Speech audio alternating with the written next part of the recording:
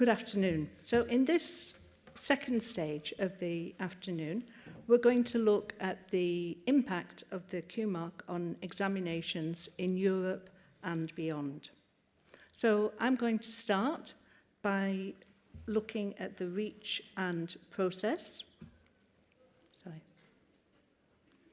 Darren will then talk about human expertise, and Vincent is going to finish by talking about the impact and the future of the QMark. So let's look first at why the QMark matters. So it's recognised internationally as evidence of exam quality and good practice. It helps exam providers identify and address weaknesses. The listings on the ALTE framework give stakeholders a transparent view of quality examinations. And finally, the QMark connects providers to a community of practice built around minimum standards. So I'm going to ask you to look at some numbers now, which are linked to the QMark. I'm going to give you a few seconds to see if you can link the numbers to what they represent. Okay, so just see what you can do.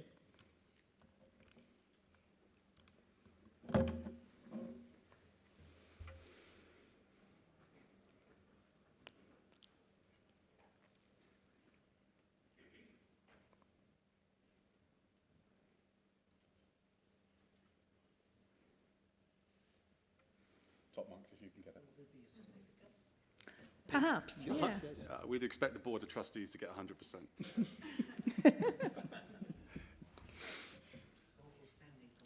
Okay, so maybe just talk to somebody sitting near you, see if you've got the same ideas. Discuss with the person next to you. Go on, discuss. Oh, sorry, you have to move.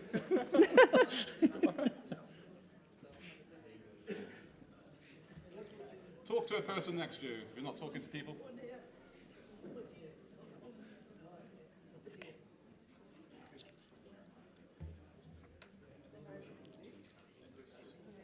No, give them a bit more. Yeah. We're discussing.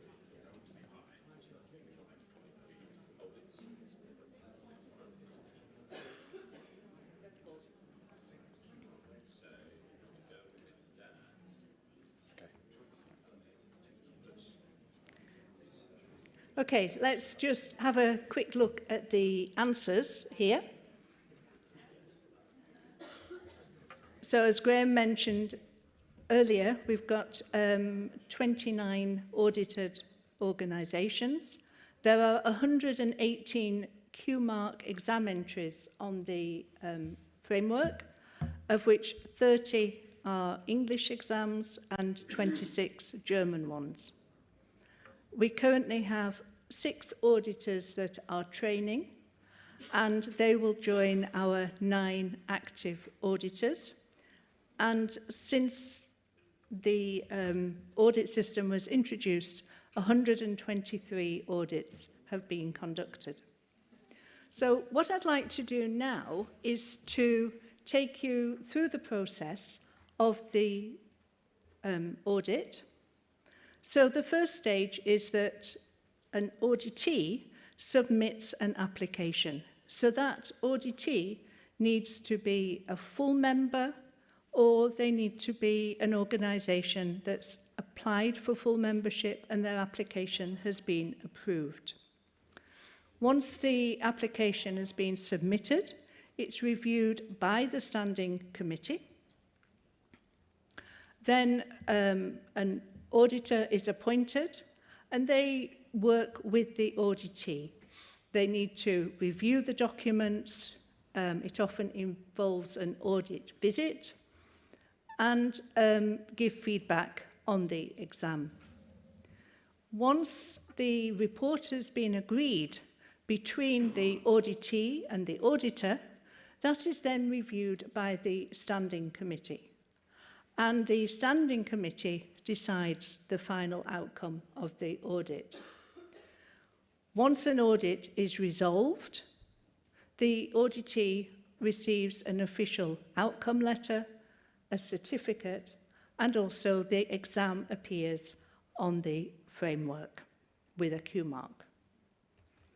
Okay, we've mentioned the standing committee, and the standing committee is made up of 14 members, all of which bring their own expertise to the committee, and they are responsible for a number of things, including appointing auditors.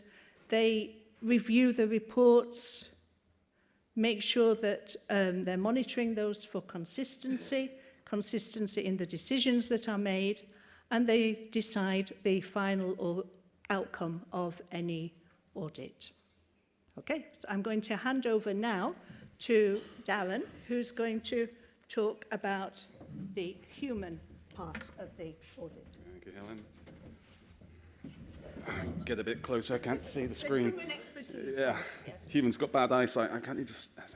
Right, okay, so as we spoke about earlier, we talked about that humans and that we have very many different language boards on the standing committee and a part of ALTE, and that's essential. It's essential that not one person makes a decision on anything related to ALTE, that within the standing committee and the Q mark, that decisions are made as a group, okay? So the strength comes from the distributed responsibility and shared authority within the standing committee. The audit process has three main aims: to monitor standards and to promote improvement. It really is to improve, exams. This is what we stand for. We don't want to be the bad boys out there trying to stop people or say what's wrong and what's right. We're here to make sure that exam quality is in place and that exams improve in quality. Another aim is to respect the diversity of ALTE members' examinations, and that come from the very large, from Cambridge, to the very small that have only a handful of exams a year. And we understand that these have different requirements. For example, not being able to pre-test if they don't have so many candidates is one aspect that we have to take into consideration. And what do they do to overcome this? We have to combine quality control with a consultancy role as well. That's also important. So this is all about just helping the examination board, the exam, to get better. And that's the main goal of the standing committee. So reliability is built through diversity, training, and checks.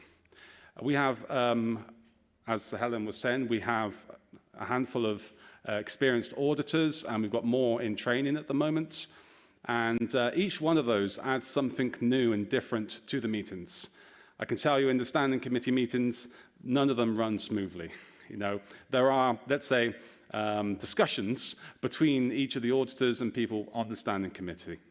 It's a democratic decision-making decision. Outcomes are reviewed and approved through a group process, not personal authority, so that not one person can make a decision and have a power trip of any decision like this. There's training and shadowing as well, where new auditors learn through preparation, observation, and supported practices with experienced auditors. I learned mine through Kathy here. Thank you, Kathy. Just in case someone comes to blame me for anything. Overlapping checks. So we review points at different stages, just to ensure that we don't drift somewhere and we don't become aligned in the wrong position, so that we all come from different perspectives. And this is really important because companies, institutions, which form part of the standing committee, and individuals all have their different outlook and views. And it's important that we don't drift into one position. There are paid roles within ALTE, and there are supporting roles as well. Auditors are paid, the secretariat is paid, the visit support and follow-up are also paid roles, and if you do shadowing as an auditor to be, you also get paid for this, and the trainers get paid also. Where the voluntary roles come in is standing committee. And when we meet, we don't get paid for this. We do this out of the love of assessment. I think if you cut our arms, we all bleed assessment. The training that we do, the audit support. So what does this mean? That if you have questions related to an audit, you want to know what the audit is, you come and speak to us, and we can inform you about the audit. And of course, all of the resources for auditing, which is available on our website, which you'll find if you go on there, you'll find lots of lovely information about the ALTE Q-Mark. So the auditor training journey, new auditors develop through a structured pathway, okay? So candidates are chosen for their expertise and understanding of language testing and assessment. If you want to be an auditor at ALTE, you need to have obviously quite a bit of experience in language assessment and understanding, and not just, again, in one area, but a broad spectrum. You have to shadow an experienced auditor, like I did with Kathy, and you have to observe a full audit cycle alongside an experienced colleague before you then take charge and you lead another audit. And when you do your first audit, you are, of course, supported. The auditors are supported throughout by members of the standing committee who are always at hand to answer questions. Again, it's about support. It's about this group role within ALTE. And auditors continue to develop through regular collaboration, training, feedback, and peer discussion. Some of these discussions we have are fascinating. Anyone who works in language assessment would love these discussions. So if you do want to become an auditor, please come and see us, and come and see Helen. And Helen will let you have some more information. I am now going to pass on to my esteemed colleague, Vincent. Thank you. Would you like to sit here? Yes, just for the screen. Thank you. Okay, so now we will speak about the changes that we have seen with the introduction of a Q-mark. Just to let you know, we managed a survey. It was probably more than 10 years ago. And the outcome of the survey was no official use of a Q-mark. It's not at all the case now. We have more and more official use of a Q-mark. The Q-mark is more and more used with context of migration, for example. So what changed? The big change has been the introduction of psychometrics. It's become routine. It's what really the people are doing now. It's a very good news for European examination because it was not the case 20 years ago. We improve what we are doing with fairness. We introduce a new minimum standard, the minimum standard 18. It's very important because we're speaking about social justice.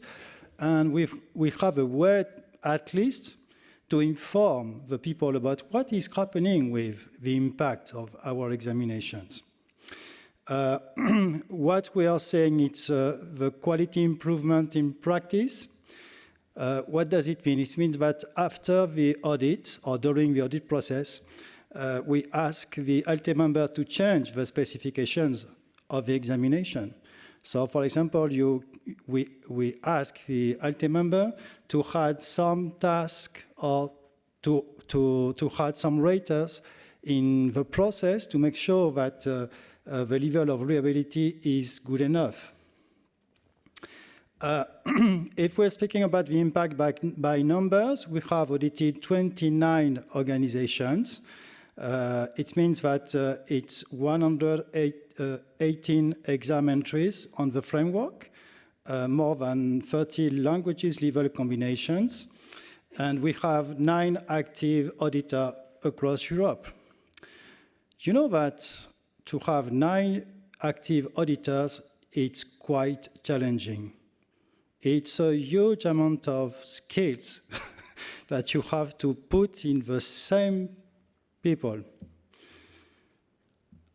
Okay, now fairness is more explicit in the audit because we have introduced a new minimum standard dealing with the use and the consequences.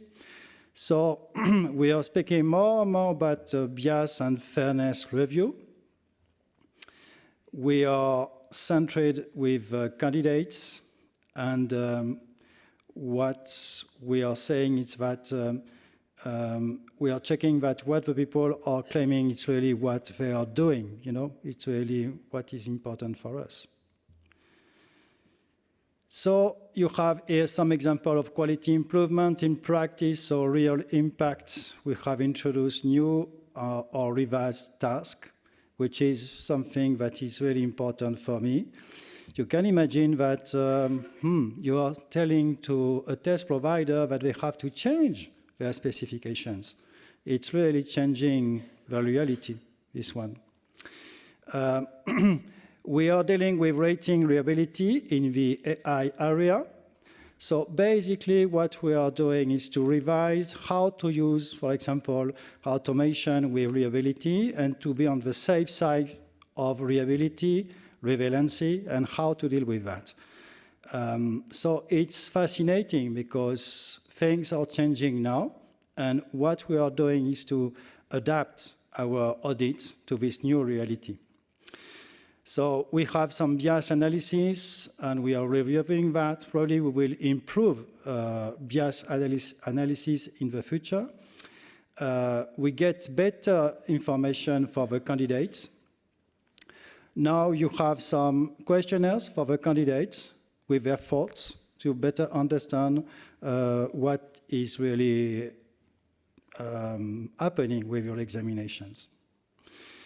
So how did it lead to lasting change? We have some document and transparency. The staff is more and more aware about what is happening. We have a more systematic use of data. This one is really important. Do you remember the first impact of the ALTE audit has been the psychometrics? Because people are more and more dealing with psychometrics, we open the door to the data. You have listened that now we have a group working on corpus. If we are working on corpus, it's because we have a data collection. And what we are saying is that we have a renewed institution commitment. The people are asking to be re-audited. And with some examination, I think that we are at the 4th round of re-audit, which is quite positive. So the next phase of ALTE audit will be to go further with AI and automation, because really it's what is happening now, to be on time with what people are doing, to renew the definition of our minimum standards. You know that we have to adapt what we are doing in the audits with the reality of the field of language testing, and to make sure that we have a good definition of a minimum standard. So we are working with the standardization of the definition of this minimum standard, and we have to add new procedures and new knowledge in that. What is very important for me is that now we are dealing with sign language and wider diversity. Actually, you have the privilege to be probably in the first language testing conference with a sign language auditor, which is very good. And we have hired new auditors, and we will probably follow in that way because we have more and more audits, because audits are something really needed for the people and the institutions. Okay, so do we have time for discussions? Yeah, I think we have time, don't we? Yes, we have. Yeah, we have time. Yes. Okay. Yeah. So, okay. yeah. So you're not going to have to answer all of these questions. Don't worry. This is just some that we thought of that you might be thinking of whilst you're sat there. But we just wanted you, especially, to have a look at question number 2 here. How should the audit process respond to AI-generated test content and automated scoring?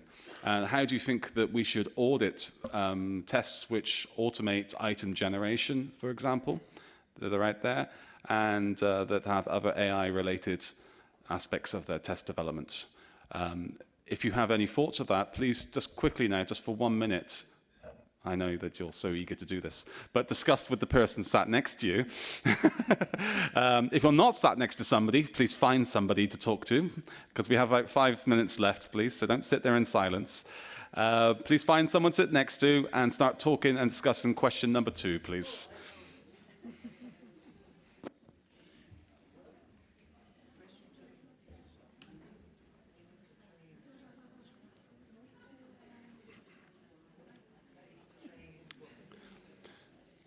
Should I be the teacher and pick up on people who are not talking to each other?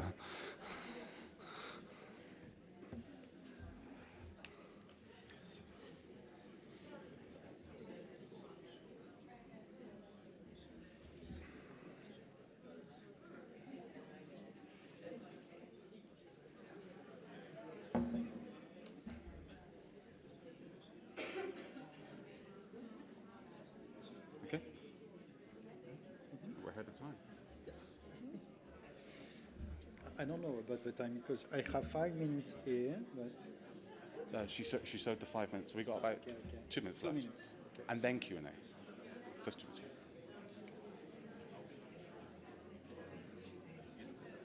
Okay, let me get some feedback from you. Okay, so you've had a little chance to discuss. Now, I'm just going to ask for some feedback quickly. So one of my main questions is, should we allow tests to be developed or have item generation using AI? Should they be audited? Should they have or get the Q mark? Can tests which have automated item generation be quality tests? Yes? Yes, you all agree that, okay. And what checks should we put in place then? Would someone like to put their hand up and say something? Yes? So, Vincent, on the first day you showed us the results that you got with Fidelia for the automated scoring, and you showed us that with different set of data, whether it passed the test of reliability or not. That sounds like a sound way of checking for automated scoring. And for generated tests, AR-generated tests, I suppose that psychometrics, like doing trials on sufficient samples of a test taker, would be the way to see if the tests are reliable or not. Yes? Yes, I agree, and more. Yes, and when we do get a test which comes through, trust me, the discussions that we're going to have in the standing committee are going to be very large. Yes, a question at the back. Yep. That was one of the presentations during the conference where they mentioned that in order to get the Q mark, your rating needs to involve 2 raters. Oh. And I'm thinking, if you have one very well-trained rater who knows exactly what they're doing, it might be better than having 2 who do not, right? Sometimes inter-rater reliability can be a little bit... But I would say, how do we know the one rater is excellent? According to whom? That's the second question, but is it a requirement of ALTE that there must be double rating for every single, let's say, speaking or writing response? Because that's what the person showed on the slides. Okay, so there's, with ALTE, with the Q mark, we give what's called a good practice. Not best practice, it's good practice. And of course, we would, I think, advocate that if you have double marking and I agree. Independent double marking, that this is good practice, going towards best practice, okay? If you have double marking, but then a discussion between 2 examiners, then this is maybe not as good. But to have one marker, that's, but we have to take into consideration the practicality issue and the exam itself. If you have 10 candidates a year, you might not be able to afford to have. Okay. So there's a practicality issue here as well Gotcha. that So we if a have to take into company consideration. If a company only uses basically one rater in the great majority of the time, I apologize, it does not mean they would not potentially be accepted. It might mean they're not following the good practices, but it does not mean by default they're not going to be qualified. Is that correct? Thank you very much for the question, because what ALTE is not doing is that ALTE is not prescriptive. We are not teaching the people with what they have to do. What we are doing is to take into account your context and to start to understand why you are dealing in this way, So it depends on the stakes of your examination, And the question will be much more simple. How do you ensure the level of reliability at the candidate level, you know? And you have to answer the question, and you have to convince the people that it's good enough for the use of your examinations. But really, thank you for your question, because we are not prescriptive at all. Thank you, that's very clarifying. Last question? Oh, yep, Mika. Oh, all right. No, we have to end it. So, stop. I haven't got my glasses on. Yeah, stop. Yeah, sorry. So if you have any other questions about the Q mark, there's obviously all of our resources available online. Please go there, scan that. You can find all the resources. But please come and see any of us if you want more information or have further questions. Thank you very much.